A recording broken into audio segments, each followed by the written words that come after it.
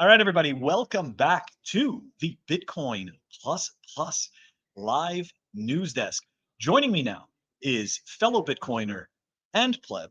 I'd say a pleb. Gotten to know each other here, and yeah, Jesse Posner. Posner. I got it correct. And Jesse is working on something that sounds super interesting. Just the name alone, I think, is awesome. It's called Frosty Brews. And I believe you haven't done your presentation yet, but you're going to. Can you talk to us in simple terms? What is Frosty Brews? Yeah, well, let's start with just kind of an explanation of something called FROST. Yes. So Thank you. FROST is an acronym for Flexible Round Optimized Schnorr Threshold Signatures. Bless And the idea is, how we typically do multi-sig in Bitcoin is we use Bitcoin scripts.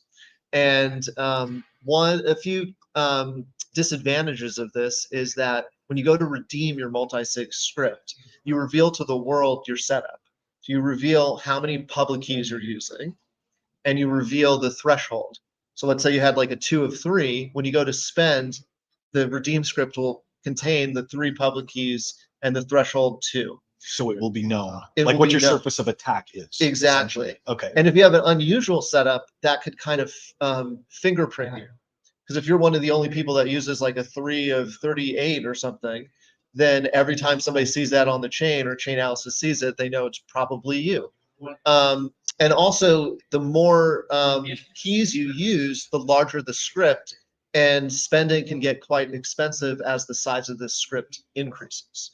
So an alternative method to implement multi-signatures in Bitcoin, now that we have Schnorr signatures with Taproot, is to actually do the whole multi-sig setup and signing completely off chain.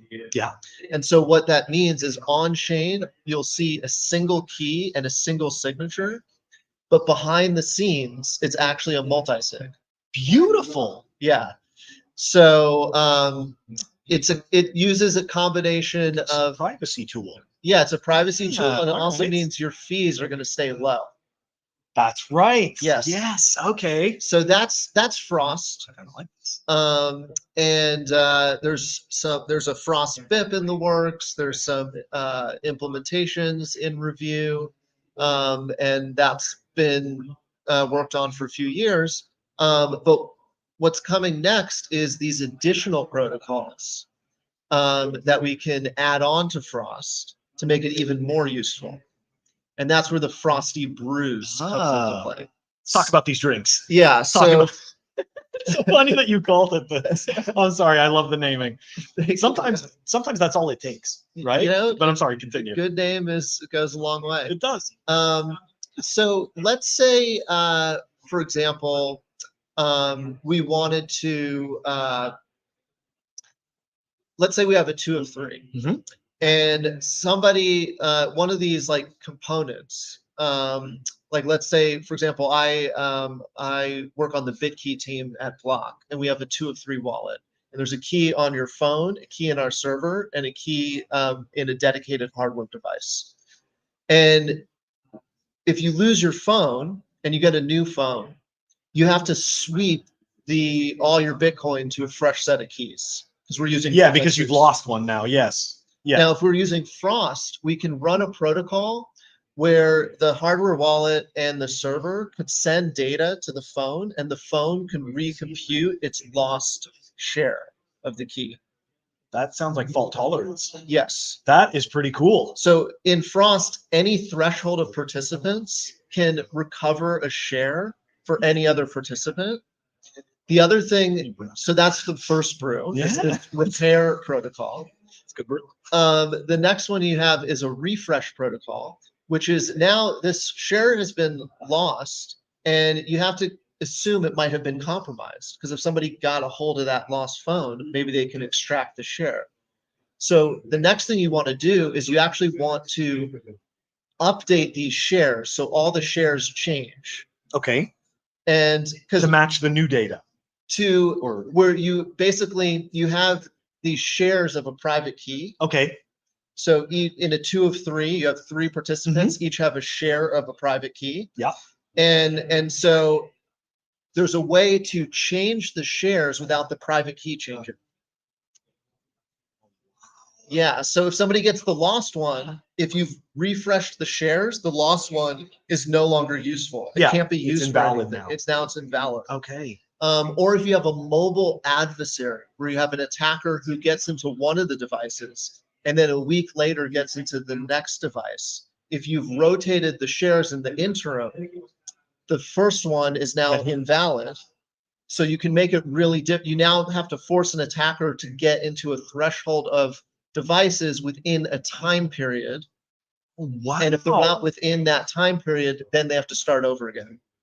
Interesting. So that's something called proactive secret sharing refresh protocols that goes back to the 90s literature that was developed, or protocols that were developed in literature for Shamir secret sharing, and those can be applied to Frost. So we have a repair protocol, we have a refresh protocol. We also have a protocol where, let's say you want to add a new participant. So you have a 2 of 3, and now you want to add a second phone. So it's going to become a 2 of 4. Yeah. We can do that as well, off chain, without requiring a sweep, without changing the private key. We can add a new participant. We can also remove a participant. So we could go from a 2 of 4 back down to a 2 of 3. So we have this dynamic membership quality where we can add and remove participants off chain, no sweep, no transaction fee. And in addition, we could move the threshold around. So we can go from a 2 of 3 to a 3 of 5. We can go from a 3 of 5 to, a 4 of 6. We can change the whole configuration and completely do that without going on chain. And without this, it could get quite expensive to make these changes, because otherwise you have to do a sweep transaction. You have to pull in all your UTXOs into a single transaction. Yeah. Lots of inputs, expensive transaction. It's bad for privacy because now all your UTXOs are linked into a single transaction. Yep. So we want to stay off chain to do these changes. We don't want to go on chain. And that's what we can do with Frosty Brews. I'm like totally impressed for real, because it just sounds like, because to me, one of the things, right, that kind of, I think, freaks people out is the fact that Bitcoin, like, we as Bitcoiners, we're like, yeah, transaction finality, but also transaction finality. Like it's a double-edged sword, right? We love it and we are also scared of it. And I feel like what you're working on is making it much more palatable.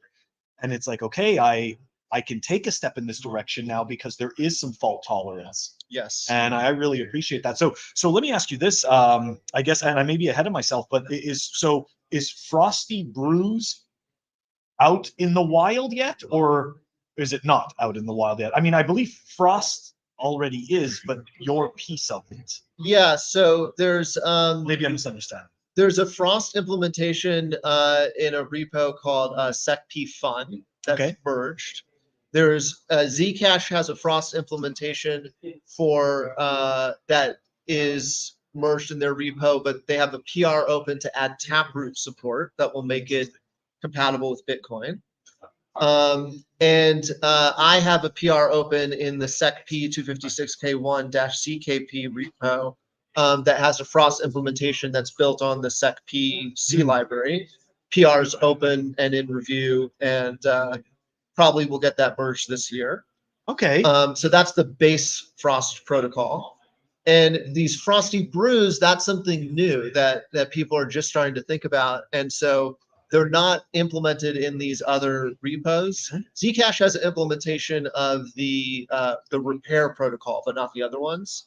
I have a Python implementation of Frost with all these brews implemented. Now, it hasn't been reviewed, so I wouldn't use it for like production cases, but for prototyping and for experimenting, all this stuff is ready to be played with in my Python repo, which is called Frost BIP 340. You can find on my GitHub, Jesse Posner.